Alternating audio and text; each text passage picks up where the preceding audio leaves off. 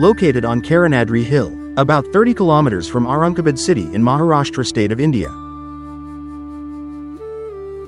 The ELLORA Caves Complex of India, a UNESCO World Heritage Site established on December 9, 1983, is famous for its caves containing temple towers carved from rock, representing the three major religions of India: Buddhism, Hinduism, and Jainism. It is built from the 5th to the 10th century CE. This architectural complex consists of 34 caves. The existence of historical stone sculptures of these three religions side by side has shown the beauty of tolerant coexistence between spiritual life and communal harmony of Indian religious followers.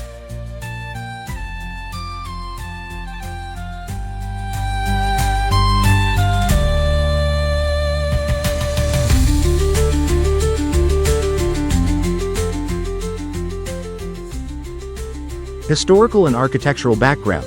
In terms of chronology, the ELLORA Caves began to be built at the same time as the Ajanta Caves ended. For reasons unknown, the Ajanta Caves suddenly stopped and the stonemasons moved to ELLORA and started work.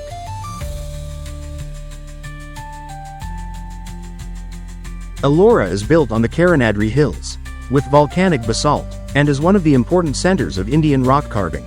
Built between the 5th and 10th centuries, the complex consists of 34 caves,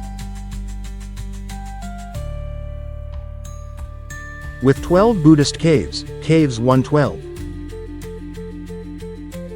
17 Hindu caves, caves 1329, and 5 Jain caves, caves 3034.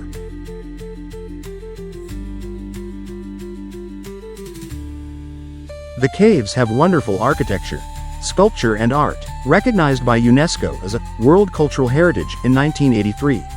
This cave complex is not only an architectural wonder but also a stone history of the three religions of India, recording the philosophies, doctrines and legends of the three religions.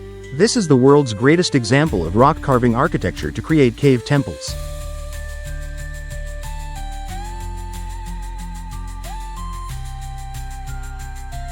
During the Gupta dynasty from the 6th to the 8th century CE, thousands of tons of stone were carved out of the cliff.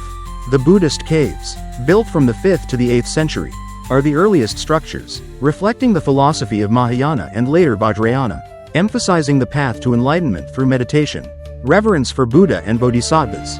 Lasting from the 5th to the 10th century, the art of cave sculpture in ELLORA wrote a magnificent and sacred stone history.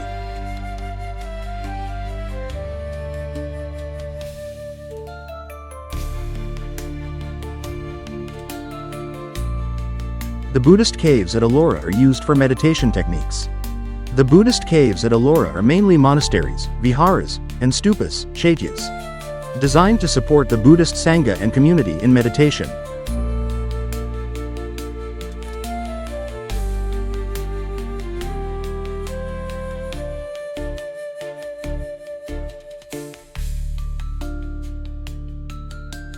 ELLORA was not only a place of asceticism but also an important commercial and administrative center. Located on an ancient trade route, attracting patronage from royalty, merchants and the wealthy. Without them, India would not have had such great spiritual cave structures. The presence of Buddhist, Hindu and Jain caves in the same area is a testament to the spirit of religious tolerance, reflecting the cultural harmony of ancient India.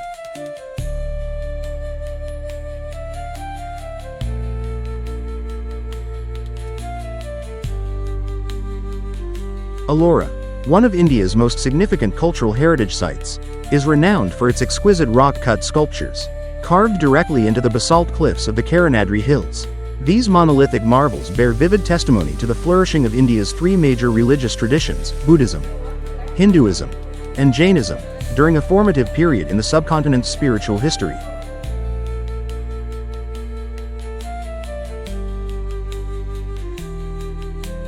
Artistic and sculptural styles. Sculptures at ELLORA developed through three main stages, lasting from the 5th to the 10th century.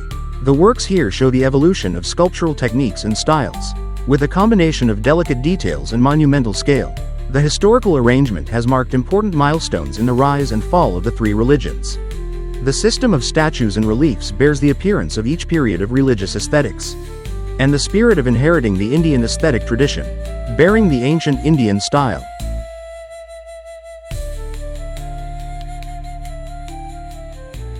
It's unbelievable what man hand is able to do. Just have a look, and that's so many centuries ago, and they hadn't the modern equipment we have nowadays, and so we're really impressed because it's a pure beauty. And after quite a while, at the beginning we just were looking at, and after maybe half an hour, a little later, we felt to be one with that. We came closer to the origin.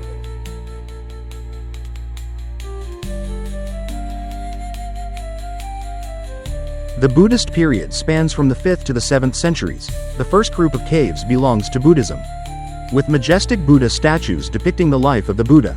A typical example is the statue of Buddha sitting in meditation posture, Dhyana Mudra, carved with a serene expression, reflecting the philosophy of compassion and enlightenment. The most prominent work in the Buddhist cave complex in ELLORA is Cave No. 5, the Assembly Hall of Buddhist monks. Cave No. 5 has the largest and most massive monastery architecture with a depth of 35.66 meters and a width of 17 meters. Surrounded by a corridor and 2 rows of stone benches running long, the cave vault has 24 stone pillars supporting the ceiling. On the cave walls are carved statues of bodhisattvas. The patterns and motifs are also very sophisticated and vivid. On the right and left are 20 monk rooms.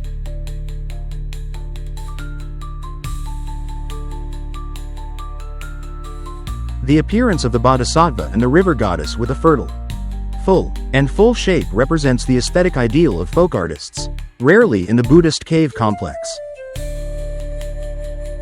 There are also statues of the god of wealth Panchita and the goddess of prosperity Hariti.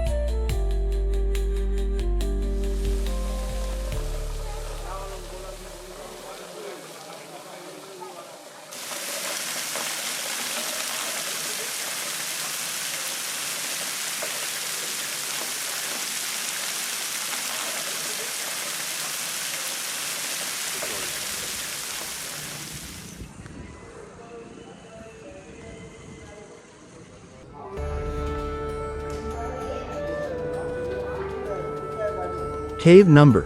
10 bears the mark of a Mahayana temple, clearly expressed through the horseshoe arch and the flying angels at the entrance of the upper floor corridor on the facade. At the foot of the entrance pillar, there is a lion shaking its mane, reminiscent of Buddha Sakyamuni of the Lion Clan.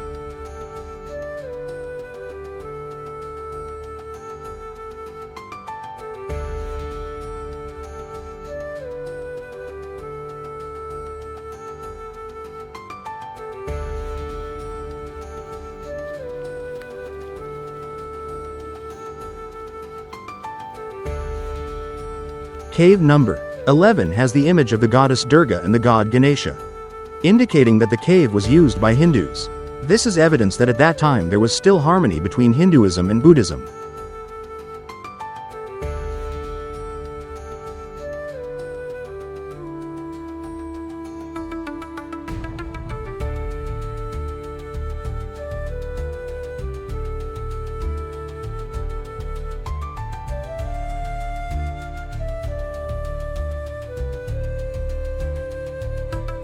Cave No. 12 has 3 floors. The top floor is very special with 14 Buddha statues.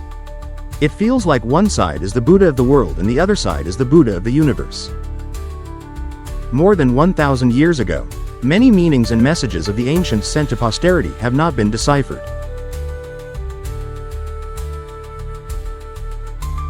We are very impressed by the architecture.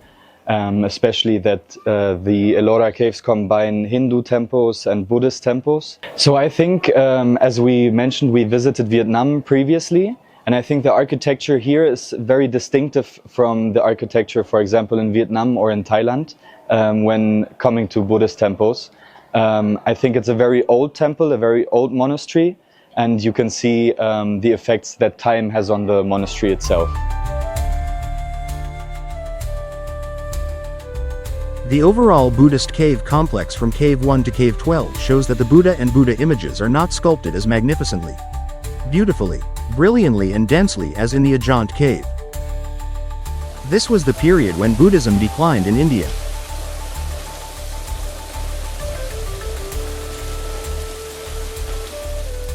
In the statues and reliefs in caves 11 to 12, symbols of Hinduism appeared. This proves that Buddhism and Hinduism are still in harmony and living together peacefully.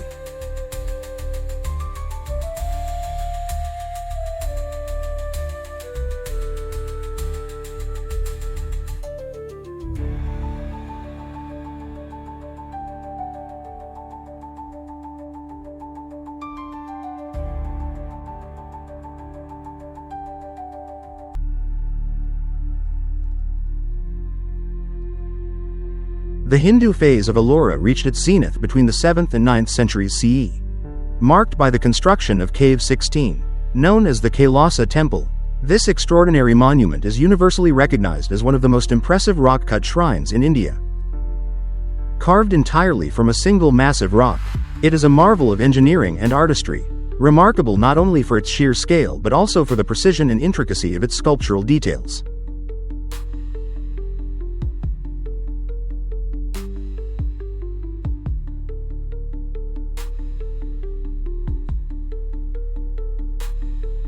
Commissioned by King THgsmåNG of the Rashtrakuta dynasty between 725 and 755 CE. The temple pays homage to Lord Shiva and is conceived as a terrestrial replica of Mount Kailash, the cosmic abode of Shiva in Hindu cosmology. Unlike other rock-cut temples, Kailasa is freestanding, its central sanctuary sculpted entirely separate from the surrounding mountain, allowing for its distinct architectural articulation. Regarded as the architectural heart of the entire ELLORA complex, the Kailasa temple represents the apex of ELLORA's artistic achievements. It houses an extraordinary array of sculptural panels depicting deities and mythological episodes from Hindu scriptures. Among these are dynamic renditions of Shiva performing the cosmic Tandava dance, the goddess Parvati, and legendary scenes from the Mahabharata and Ramayana epics.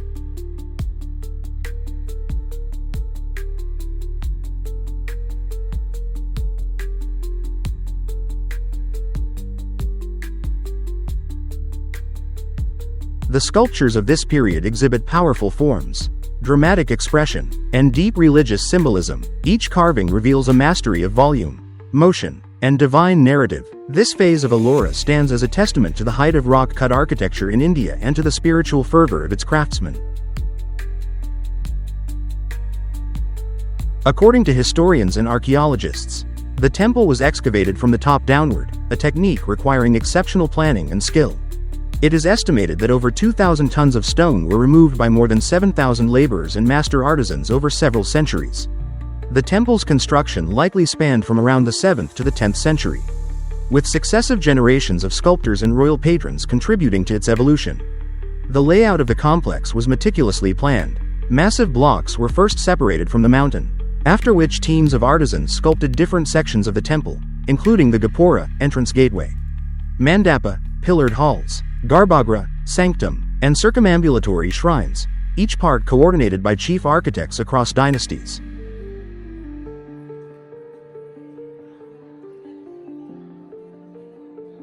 This is not only a temple to Shiva, but also a visual encyclopedia of Shaivite cosmology. Every aspect of the deity is depicted: his divine manifestations, myths, legendary exploits, and epic battles. Beyond Shiva, the Hindu caves from Cave 13 to Cave 29 are adorned with depictions of other major deities. Brahma the creator, Vishnu the preserver, Ganga the river goddess, Yamuna, and various Devarapalas, guardian deities of temple gateways. Together, these divine figures and sacred motifs embody the religious ideals of harmony, abundance, fertility, and cosmic order, values that continue to inspire devotees and visitors to this day.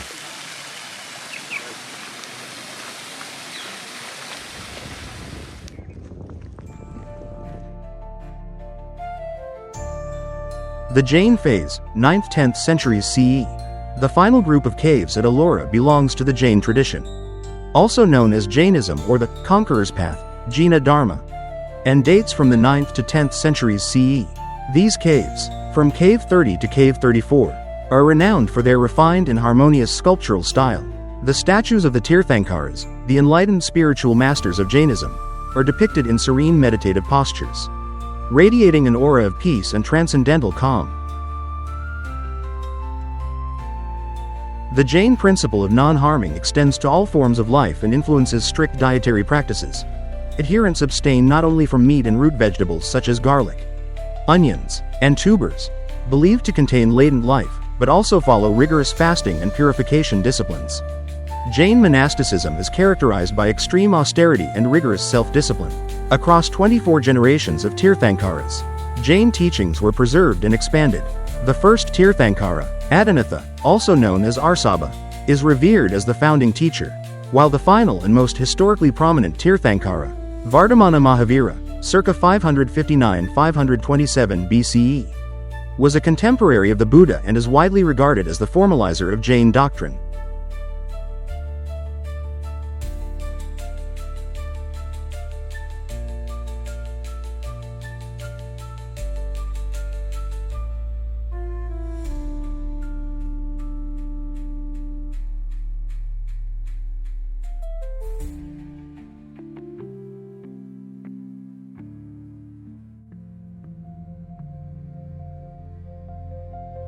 ELLORA's vast rock-cut complex stands as a unique convergence of religious expression.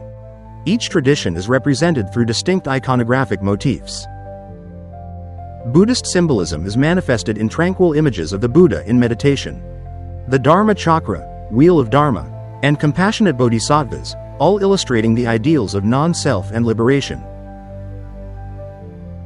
Hindu iconography features Shiva in his cosmic dance of destruction, Tandava, multiple avatars of Vishnu, and powerful goddesses symbolizing vitality, fertility, and divine protection. Jain representations focus on the enlightened masters, the Tirthankaras, with stylized features and meditative expressions that emphasize spiritual awakening, detachment, and transcendence. ELLORA is a testament to the development of Indian sculpture over the centuries, reflecting the cultural exchange and strong religious beliefs.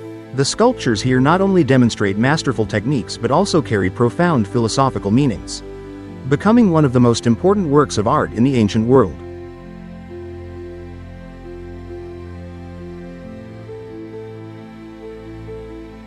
ELLORA, the art of faith. This wonder represents the hearts of the artisans who have devoted their love and emotions into each hammer stroke to create the sculptures, breathing life and soul into those masterpieces of art.